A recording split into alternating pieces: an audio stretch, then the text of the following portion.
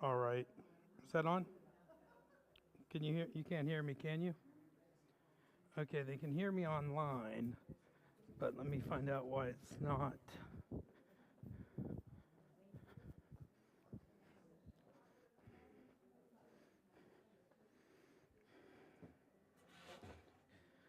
Test, test, test, test, test, test, test, test.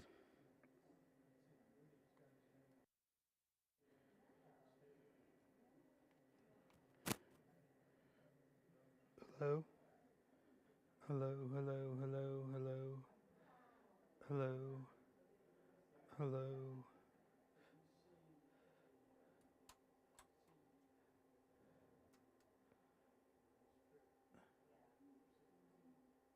hello, hello, hello, hello,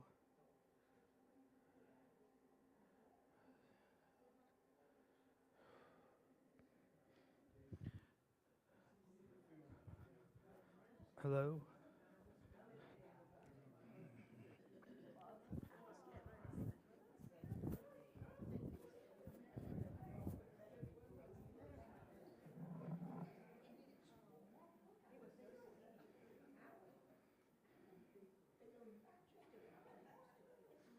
Hello. All right, so this one's going to work instead. I'm not sure why the lavalier is not working. Good morning. Thank you for being here and braving the storm. Though it was lightning this morning, so and I heard some thunder. But thank you for being here. We're going to do something a little bit different today. We're going to do some group and small group conversations. We are in the midst of Lent, everyone knows, and we are going to start thinking about Easter and Holy Week and the traditions that go around with that. So I'm going to have you all four be a group right here, you four in the back, and Sterling, if you can go to any group that you want. And I've got some questions that I want you to discuss. First one, what in your small groups, what did Easter look like when you were a child?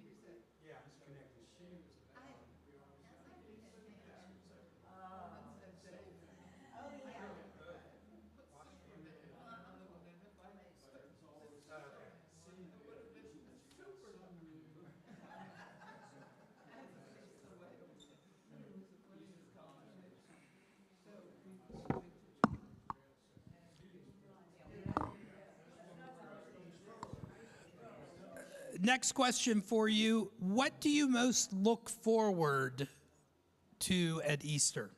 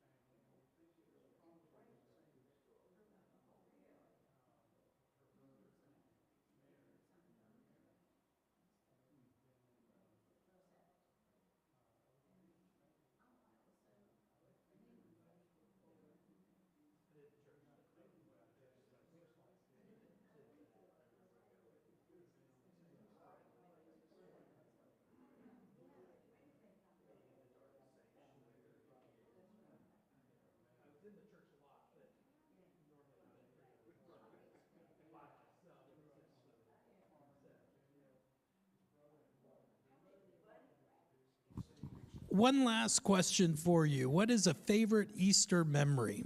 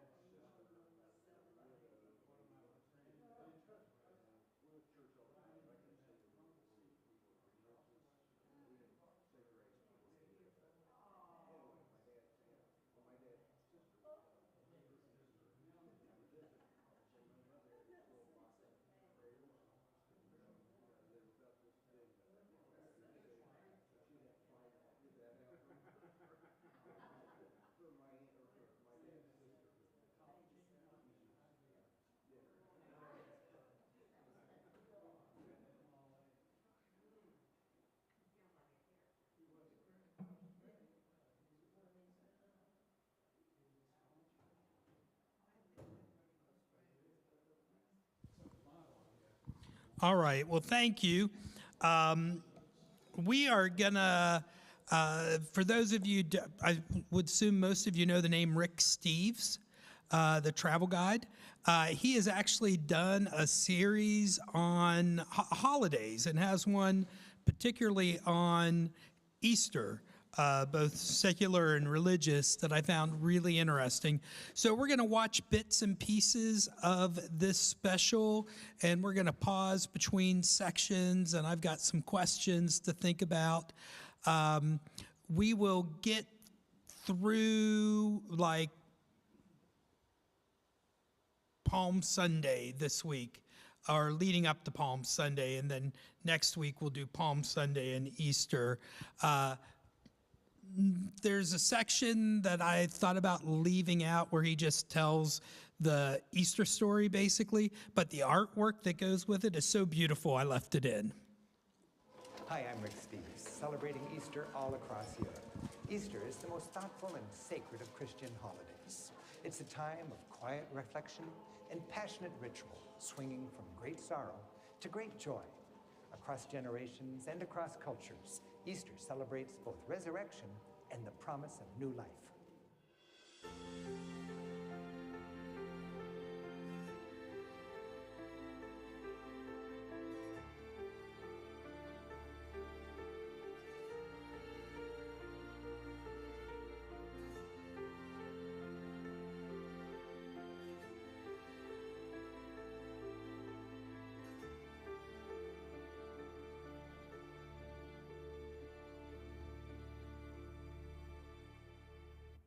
Hi, I'm Rick Steves, celebrating Across Europe, Easter is steeped in history and tradition, and it also marks the end of winter and the start of spring. Tracing the entire two-month-long celebration, we'll start with the craziness of Carnival. In Venice with masked balls, Slovenia with monsters on the rampage, and in Switzerland, we'll see the finale of Carnival, what we call Mardi Gras. This is followed by sobriety, 40 days of Lent. Then from Palm Sunday, with rituals ranging from Spain to Slovenia, to Italy, and the Vatican to Greece. We'll trace the day-by-day story of Holy Week, when Jesus was arrested, tried, and executed. We'll see the secular traditions that accompany Easter, that world of kids, chocolate eggs, and local delicacies. Lots of wonderful holiday treats, home cooking, and traditional dishes. Finally, we'll experience the joy of Easter Sunday as various cultures across Europe celebrate the resurrection of Jesus, along with the return of spring, each in their own way. While Christmas celebrates the birth of Jesus, Easter remembers the central Christian event, his suffering, crucifixion, and resurrection. For Christians, it's the story of how Christ died to save humankind from sin and bring the gift of salvation. For nearly 2,000 years, those events described in the Bible have been expressed through great European art. The story, called the Passion, begins a week before Easter Sunday, as Jesus and his followers make a triumphal entry into Jerusalem. It's called Palm Sunday because as he approached the city, a huge crowd welcomed him by waving palm fronds and shouting joyfully, "Hosanna, Hosanna in the highest." But the chief priests and Jewish elders felt threatened by Jesus, so they plotted to arrest him. For 30 pieces of silver, one of Jesus' 12 apostles, Judas, agreed to betray him. Eating his Last Supper with his disciples, Jesus said, "One of you will betray me." Anxiously, they asked, "Lord, is it I?" After the meal, Jesus and his disciples went to the Garden of Gethsemane. He asked his disciples to pray with him in his time of need, but they fell asleep. A troubled Jesus asked God if he could escape his fate. He said, "Father, if you are willing, take this cup from me. Yet not my will, but yours be done." As Jesus prayed, Judas arrived with a group of armed men and, as was arranged, identified Jesus with a kiss. Jesus was arrested, and the apostles, afraid for their lives, fled. Jesus was bound handed over to the Roman governor, Pontius Pilate, and charged with treason. Pilate saw no reason to convict Jesus, but the crowd shouted, "Crucify him." Pilate literally washed his hands of the problem and turned Jesus over to the mob. The crowd spit on him and whipped him. They taunted him, mockingly dressed him in a royal robe, and crowned him with thorns. Ridiculing him, the people said, "Hail, King of the Jews." Jesus was then made to carry his own cross up the hill of Golgotha, the place of execution in Jerusalem. He was stripped, his hands and feet were nailed to the cross. The initials above his head stood for Jesus of Nazareth, King of the Jews. Dying and in despair, Jesus cried out, my God, why have you forsaken me?" Then, breathing his last, he said, "Father, into your hands I commit my spirit." As evening approached, Jesus' grieving friends gently lowered his body down from the cross. Wrapping him in a shroud of linen, they placed his body in a tomb carved out of rock and protected the entrance with a large stone.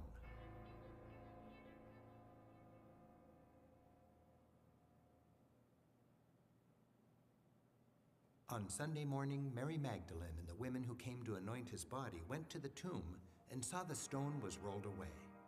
An angel told them not to worry and that Jesus had risen. Bewildered and frightened, the women fled. Suddenly, Jesus appeared and said, "Do not be afraid." He instructed them to tell the apostles that he was alive. When the apostles saw Jesus, they couldn't believe it was him. To prove it was actually him, he encouraged them to touch his wounds, and they broke bread together. After 40 days, Jesus blessed his followers and told them to go out and preach the gospel, the good news of his resurrection. Christians believe he then ascended to heaven before their very eyes. This remarkable story has helped shape Western history for 2,000 years. Across Europe, While Christians have celebrated Easter since ancient times, the festival itself actually has pre-Christian roots. And it's no coincidence that it happens at the start of spring. Like Christmas replaced the pagan festival of Saturn in the dead of winter, Easter likely replaced the celebration of Ostra, a pagan goddess of spring. It was a time of renewal, birth, and fertility. Imagine the bleakness of winter in ancient and medieval times. The despair, the short days and long nights, barren fields, the hunger, and the cold.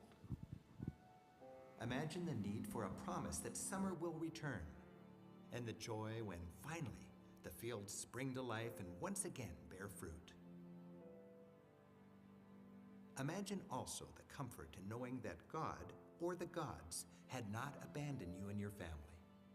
Rituals, whether Christian or pagan, gave people hope, reminding them that the darkness of winter is always followed by life-giving spring.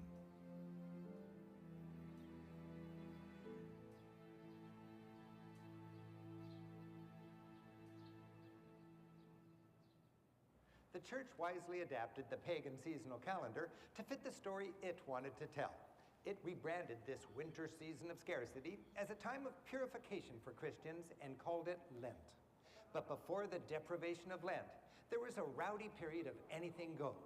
And this hedonistic fling is Carnival. While Christians have celebrated Easter since ancient.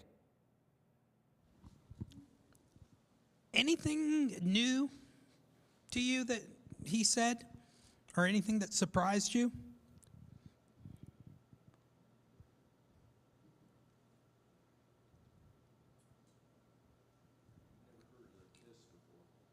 Never heard of the kiss?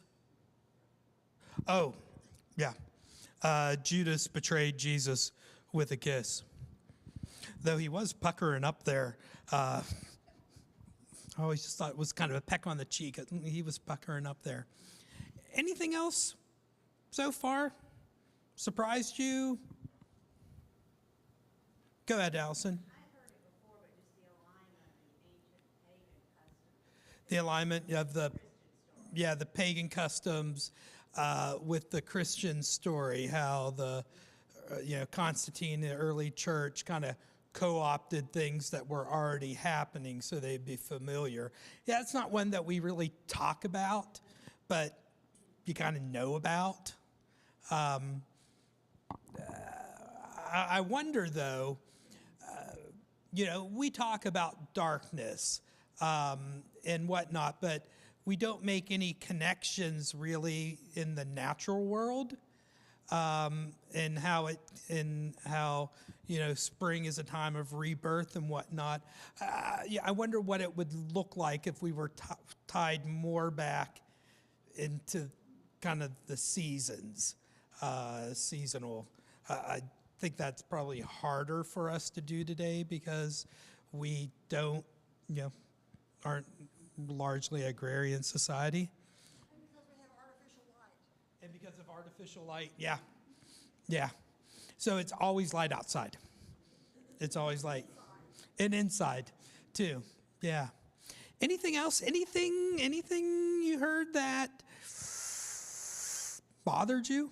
Surprised you?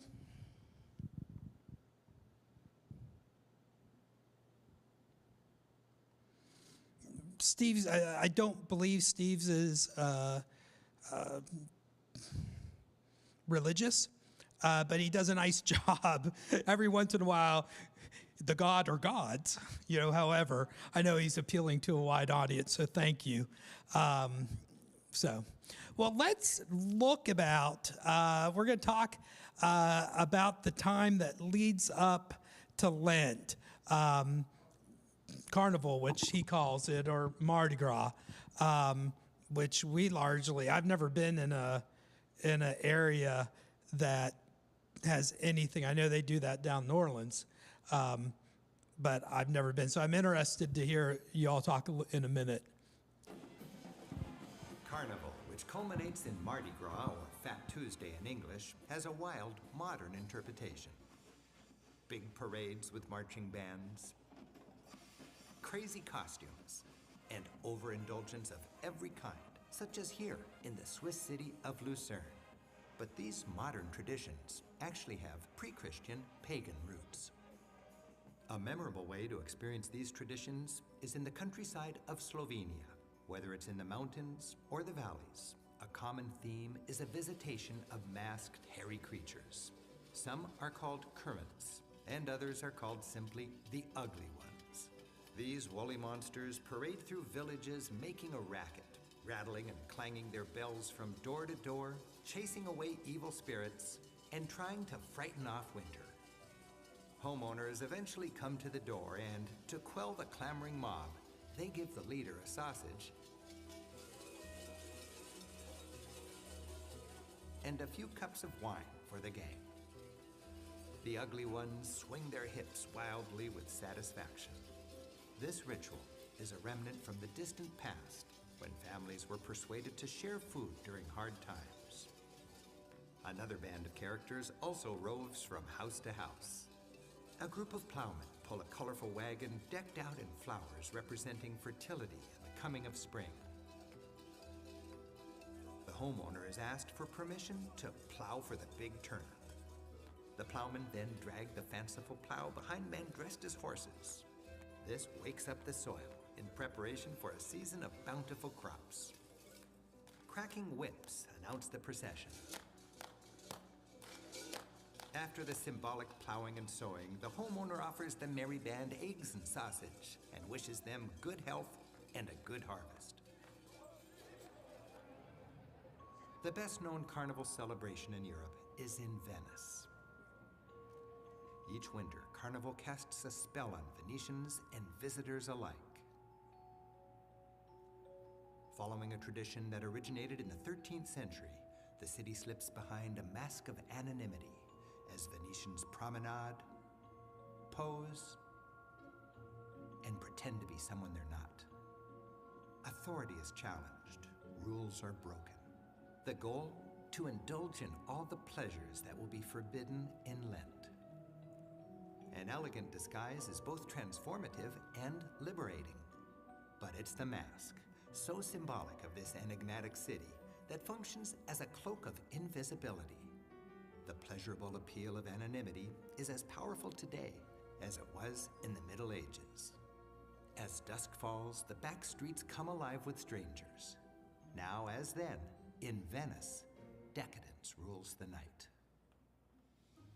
In palazzos off the Grand Canal, elaborately staged parties take the aura of mystery a step further. Behind their masks, all people, from bankers to bakers, are equal. Tonight, no one knows who's who, and reality seems a distant dream. And as it was centuries ago, what happens in Venice stays in Venice. Carnival, which culminates in Mardi Gras. So how would you like to have those hip-shaking, hairy people come to your door and have to give them sausages and eggs and evidently something to drink? Talk in your group. In your groups, do you have anything that you do leading up to Lent? Any traditions?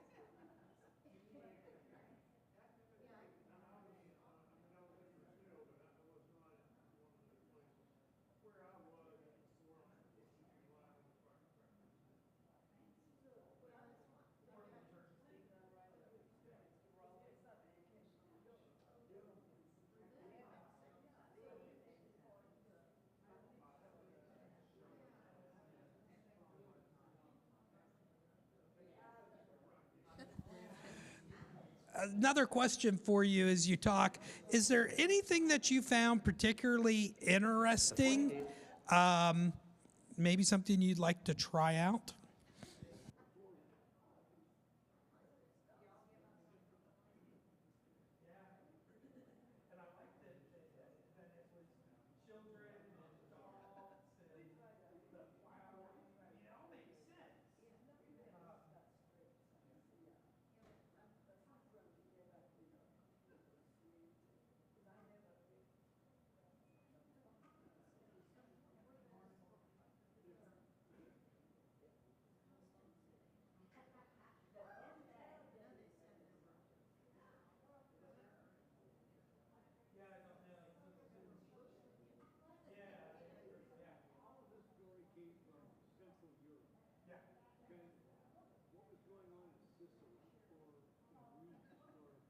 I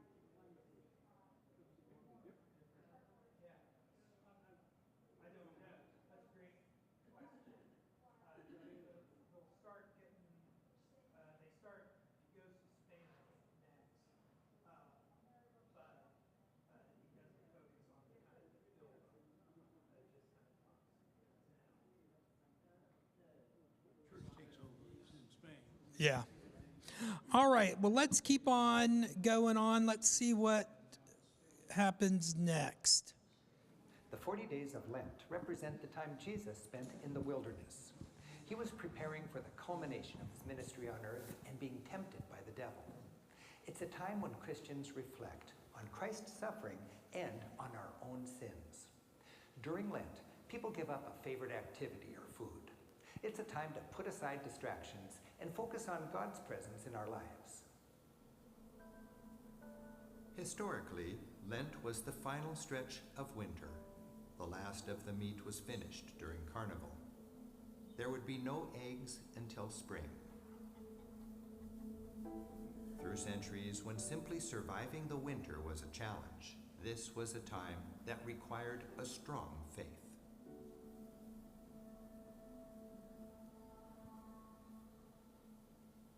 The 40 days.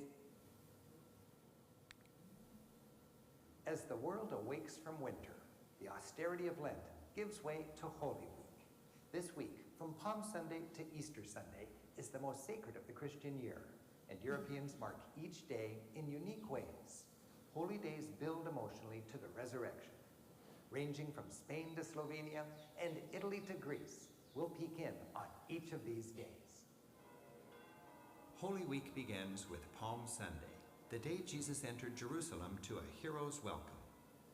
In Rome, the Vatican kicks off Holy Week with a beautifully orchestrated high church event. The faithful fill St. Peter's Square, facing the greatest church in Christendom.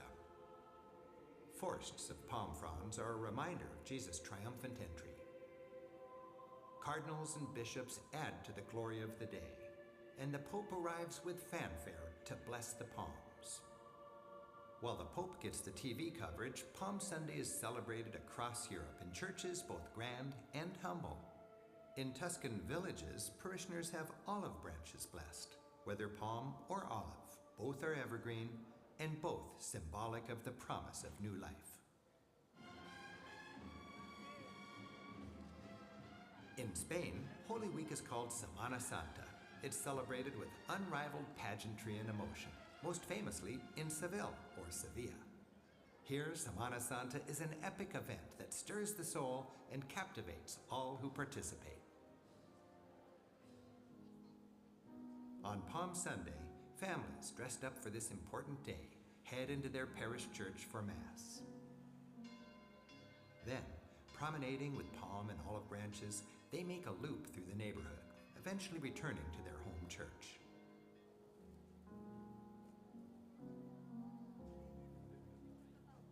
Afterwards, they visit other churches throughout the city, each displaying elaborate floats. Sevilla has many religious brotherhoods or fraternities that are entrusted with the care of venerable floats that carry statues of Christ and the Virgin Mary through the streets during Semana Santa. These floats have a dual purpose: to teach and to honor. They provide parents with a way to talk to their children about the last days of Jesus' life, as well as how to deal with complex emotions like suffering and grief. Sevillanos hold a special place in their hearts for Mary. Floats with Mary evoke great emotions and remind them of the grieving mother who has lost her only son. Every neighborhood church has its own unique Mary. All are the grieving mothers of the crucified Christ, but each one represents a different aspect of her sorrow. And there are other floats. This one, nicknamed La Burriquita, or the Little Donkey, depicts Jesus' grand entrance into Jerusalem. La Burriquita leaves its church and begins its procession through the narrow streets. This marks the official start of Holy Week. From now on, every day until Easter Sunday, the city is enlivened with dozens of such processions. These ritual parades first filled the streets of Sevilla 400 years ago. They're designed to present the story of the Passion, the death and resurrection of Jesus in a way the average person could understand. Today, some 60 fraternities each make the journey on foot, carrying floats in processions like these from their parishes to the city's cathedral and back. The journey through miles of passionate crowds can take up to 14 hours. Strongmen called costaleros work in shifts. As a team, they bear 2 tons of weight on the backs of their necks, an experience they consider a great honor despite, and indeed because of, the pain involved. The caped and hooded figures of devoted penitents surround the floats. These are an icon of Semana Santa celebrations. Unfortunately, for most Americans, these masked figures evoke the Ku Klux Klan. But these outfits predate the racist KKK by centuries.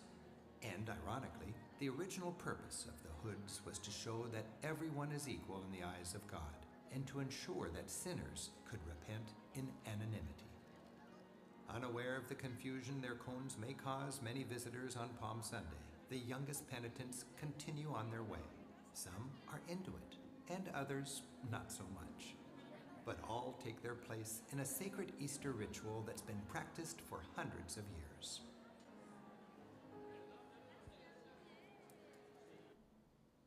As the world awakes from winter. So I think I got the videos out of order because we should have done. I'm going to come back to that because I want to go ahead and get With the arrival of Ash Wednesday, Ash Wednesday party's first. over. Repentant revelers go to church for a mass that marks the Watch this beginning very carefully. a 40-day period of fasting and reflection as Christendom prepares for Easter. The priest marks each worshiper's forehead with ash, which symbolizes purification by fire. Finally, What did you see? Did you see? I had to watch it like 3 times to figure out what was going on. Yeah, he was actually putting ash, not marking it, but actual ashes on the head, which is very interesting from how we do Ash Wednesday in America. What does Ash Wednesday, with your groups, what does Ash Wednesday mean to you? Do you attend an Ash Wednesday service? Why or why not? What? Oh, yes. Oh, yes? So go ahead and talk in your groups.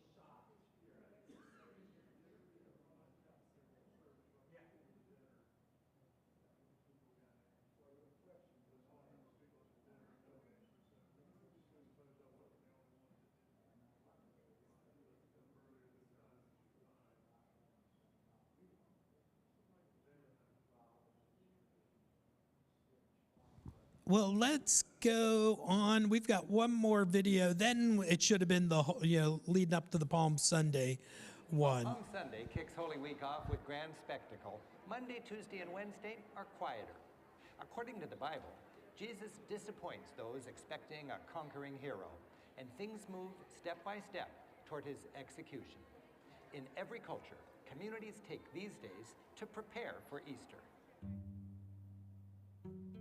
While traditions vary, eggs are a recurring theme at Easter time. In Greece, Orthodox churches display exquisitely painted ostrich eggs. Symbolic of rebirth and resurrection, they hang prominently from ornate chandeliers. Greece celebrates Easter with particular gusto. In fact, all of Holy Week is a school vacation. Children like Evelina drop by their godparents for a little quality time, which today includes dyeing eggs.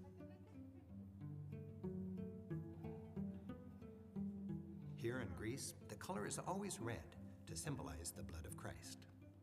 These will be great to share when Easter Sunday arrives. Godparents also give a big chocolate egg and a special candle to their godchild to hold at the resurrection ceremony on Easter Sunday.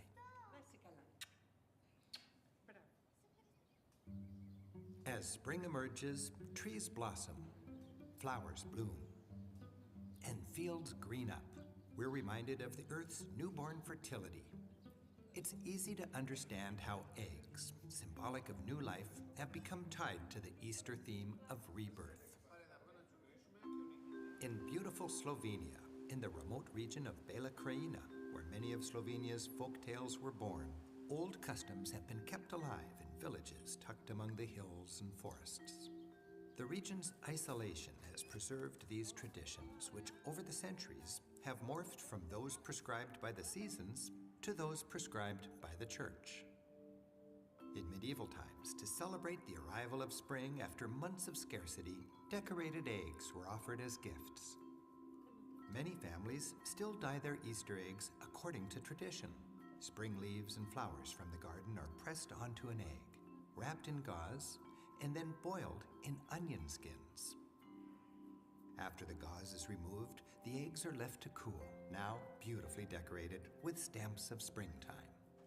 Today, Slovenian decorated eggs are a revered folk art and prized gifts at Easter. This woman is using a delicate technique of drawing on the shell with a tool loaded with hot beeswax. She then dyes the egg with natural colors.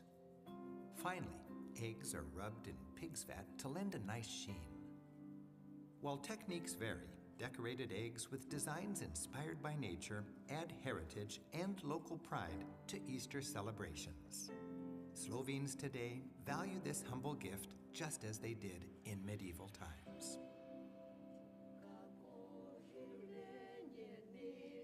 As their grandmothers did, these village women enjoy working together as they embroider cloths to cover the Easter baskets that'll hold their eggs and special foods for a blessing.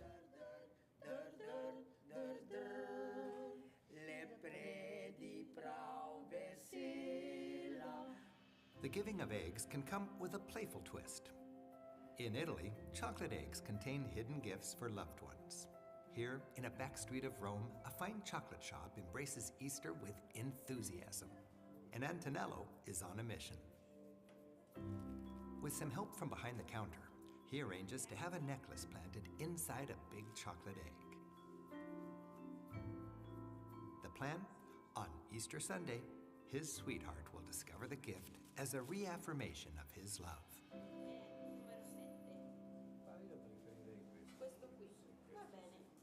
Back in Sevilla, we saw no chocolate Easter eggs, but there are still plenty of Semana Santa penitents, and the week is in full swing.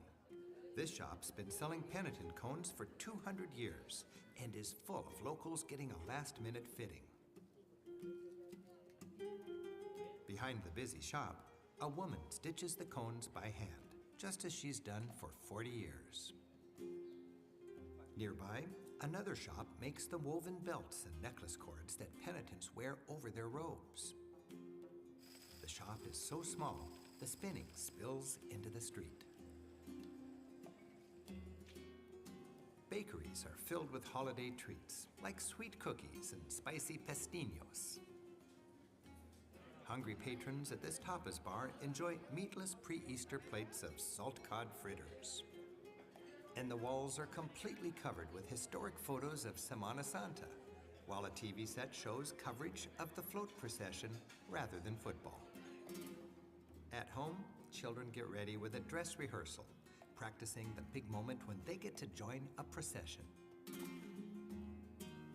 Juan and Irena patiently review the plan and dress up as young penitents. As a reward, they help Mama and Papa make torrejas, another Semana Santa favorite, this one made with bread, honey, and cinnamon.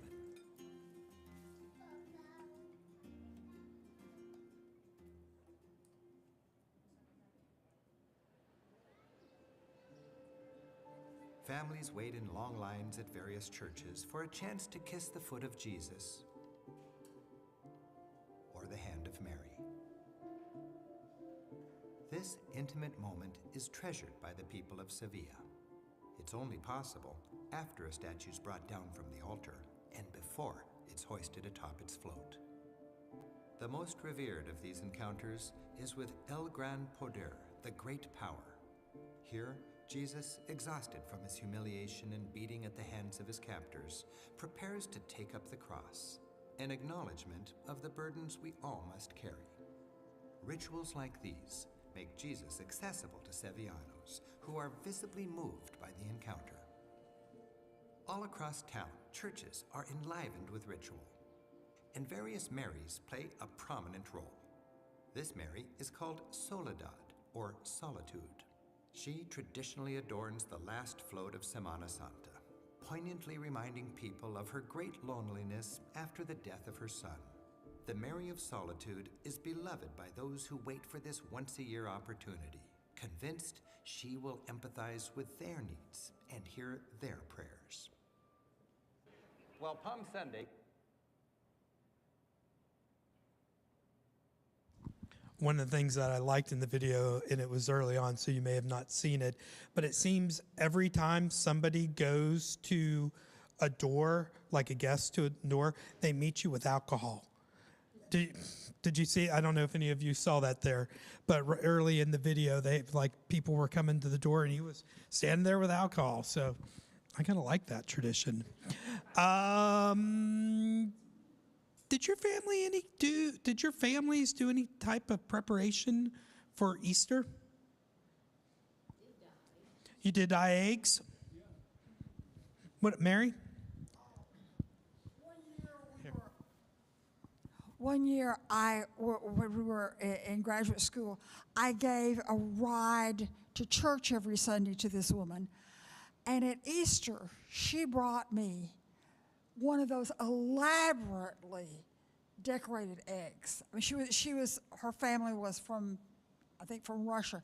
And I keep it, in a special place in the cabinet and put it out for Easter. It's just beautiful. But it reminds me of the idea of being open to the needs of others and then somehow getting this unexpected blessing from it.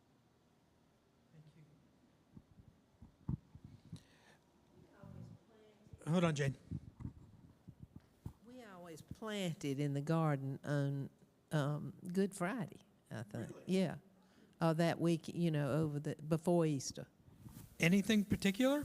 Well, probably lettuces and, some flower seeds and things of that nature, just whatever Mama was up to. In North Carolina, and y'all know this who are from North Carolina, but Easter Monday was a holiday. And so we planted our garden on Easter Monday. Of course, I never have figured out when Easter comes. It changes every year, as y'all know.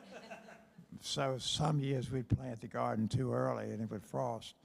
But it was a big planting day. And sweets were only eaten at Christmas and Easter.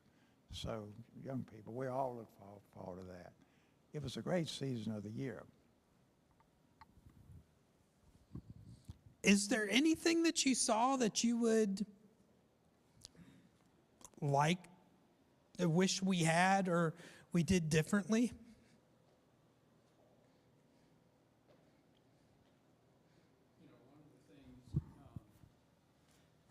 One of the things as Presbyterians, and I guess, and Protestant Christians, is the idea of graven images, Yeah. which I guess is prominent in the Catholic Church, but there's a conflict there, you know, when we begin to think about theology. Yeah. Yeah.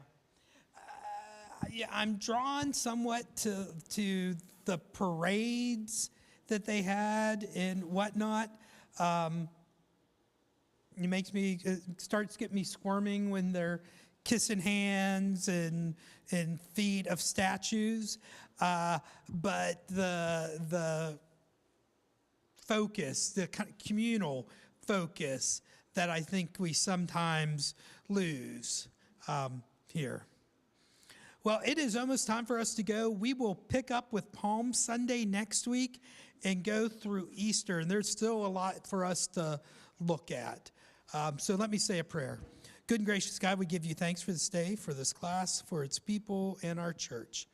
Lord, as we continue to walk during this Lenten season, help us to keep our focus on you, your role in our life, and how we can be your agents of change here in this world. In your name we pray. Amen. All right, thank you, friends. Well, I'm going to give you all, it was Sterling's idea. I put it together, but Sterling gets credit on this one.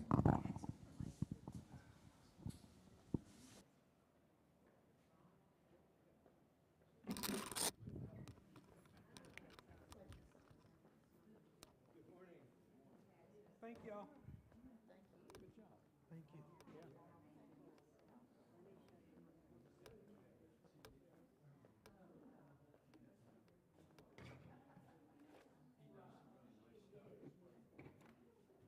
And he did particularly nice, kind of secular and religious, kind of balancing those two. Yeah, that video is not very old. It's recent.